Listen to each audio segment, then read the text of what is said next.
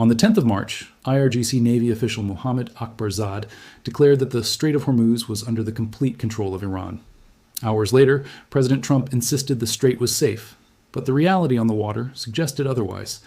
Iran began dropping mines into the Strait of Hormuz, a few dozen so far across 4 miles of usable water. This corridor is the vital artery through which 1/5 of the world's crude oil flows. Alongside these mines, Iran deployed explosive drone boats packed with warheads designed to detonate on impact.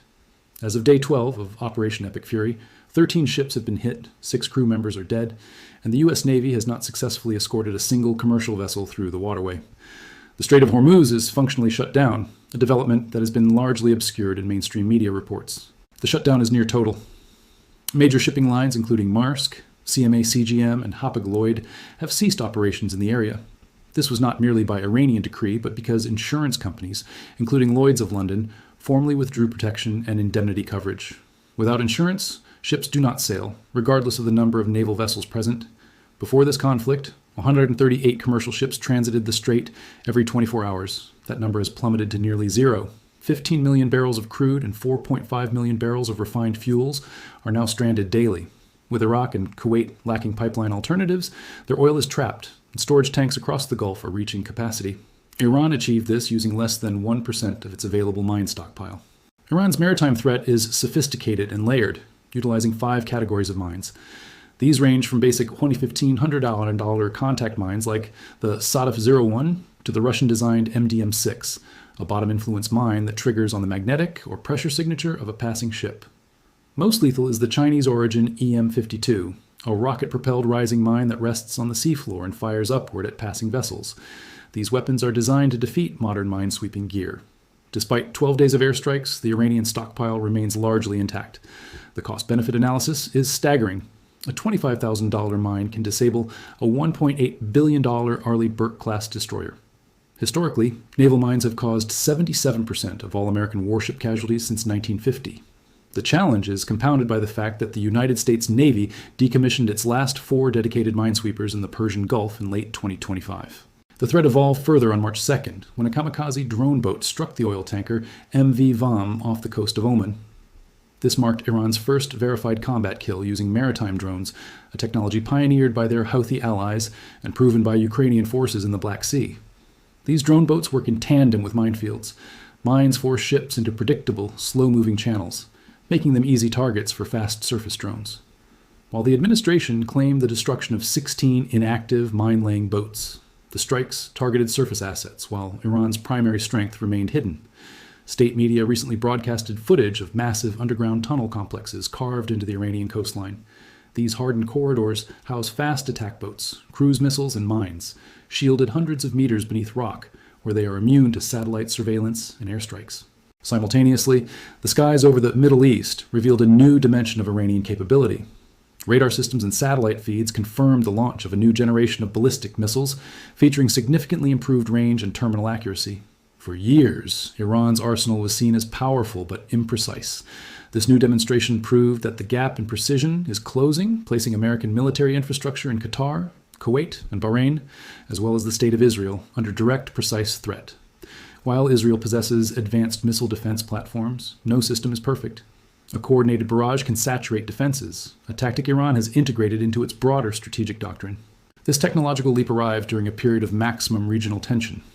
Iran's axis of resistance, a network including Hezbollah in Lebanon and various factions in Iraq and Syria, is operating at heightened activity levels. From Tehran's perspective, these missile tests serve as a capstone to their message of regional deterrence. Saudi Arabia has watched these developments with deep unease, remembering years of Houthi drone attacks. The new capabilities threaten to destabilize regional security frameworks like the Abraham Accords and complicate Washington's diplomatic efforts regarding the Iranian nuclear file. Iran has historically used military demonstrations as leverage in negotiations, leaving American policymakers to decide whether to respond with increased pressure or use the developments as a bargaining chip. On March 12, 2026, Benjamin Netanyahu held a press conference as air raid sirens echoed across central Israel, signaling the 6th missile salvo of the day. Despite projecting strength and discussing the elimination of Iran's leadership, Netanyahu admitted that Iran had buried its capabilities so deep underground that they were becoming immune to attack. This was a startling admission that the military campaign has structural limits. On that same day, Hezbollah launched over 200 rockets from Lebanon in a coordinated strike. A tragic hit on a communal shelter in Beit Shemesh killed 9 civilians after interceptors missed and sirens failed to provide the standard 90-second warning. This incident highlighted a vulnerability in the very civil protection model Israel's survival doctrine is built upon. The political goal of regime change also appears increasingly out of reach. Netanyahu stated that the fall of the Iranian government depends on the Iranian people rising up, admitting that military action alone cannot ensure that outcome. This aligns with a classified assessment by the U.S. National Intelligence Council, which concluded that neither airstrikes nor a prolonged campaign would likely result in regime change. Following the death of Supreme Leader Ayatollah Ali Khamenei in an initial strike, the regime did not fracture. Instead, it consolidated under his son, Mojtaba Khamenei, who is viewed as even more hardline. From his first defiant statement, Mojtaba reaffirmed that the Strait of Hormuz would remain a primary tool of pressure against the West. The financial and human toll of the conflict is mounting rapidly. The Pentagon confirmed that the first 6 days of operations cost over $11.3 billion, the most expensive engagement since the 2003 invasion of Iraq. Global energy markets have reacted violently. Brent crude spiked to over $130 per barrel, and American gasoline prices rose 17% in the first 2 weeks. In response, the International Energy Agency announced the largest coordinated release of emergency oil reserves in its history. Iranian strikes have also targeted Gulf state infrastructure, including Qatar's largest liquefied natural gas facilities, causing European gas futures to jump 30%. Beyond the economics, the civilian cost inside Iran is devastating, with reports of thousands killed and dozens of hospitals rendered non-functional. As the military conflict raged, a diplomatic crisis erupted at the United Nations.